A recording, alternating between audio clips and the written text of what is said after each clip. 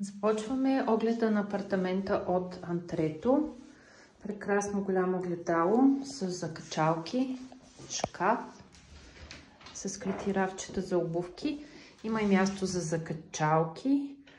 Оставено е пространство за сушилня машина, който иска да си сложи, да не шуми по стаите. Опънат таван с LED осветление. Ето как работи. Така, пред нас влизаме в спалнята.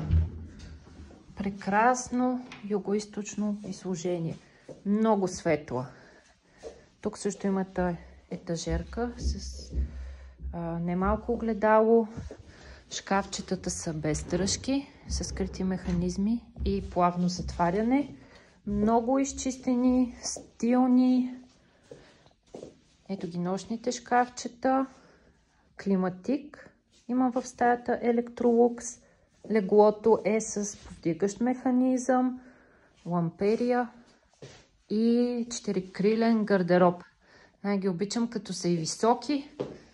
Ето имате отделение за закачалки и още рафчета.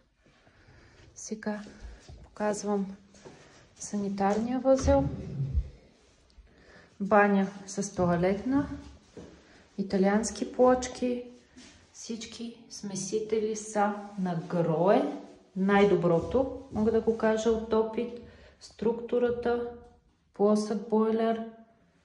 Ето го. От тук влизаме в хола. И кухнята. Изключително стилна, скандинавски стил, много модерен в момента. Всички електроуреди са вградени. Пералня Electrolux, миялна, печка и котлони, скрит абсорбатор. Тук ви е скрита и подсветката за LED осветлението. Ето. Немалък хладилник с фризер отделение. Разбира се. Чудесно, също скрит. Трапезна маса с италиански столове. Хубав ъглов диван с релакс механизъм. Материята е букле, също много модерна. Огледална маса. Много стилно. Подсветка имате и на TV панела. Оставено е всеки да си избере какъв телевизор иска. Предвидено е място за библиотека. Не само за книги, за други неща, които човек държи вкъщи. Има отделение за декорация, за растения. Също имате климатик в тази стая. И най-прекрасното също югоизточно изложение и за хола. Ето ги родопите от среща. Немалка тераса. Комплексът е с акт 16. Луксозен, хубави общи части, с вътрешни дворове, с детски беседки.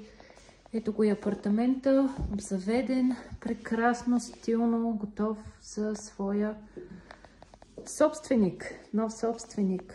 Така че ако искате оглед и на живо, пишете ми, платете ми се, за да се организираме. Има възможност за наемане на гараж или за купуването.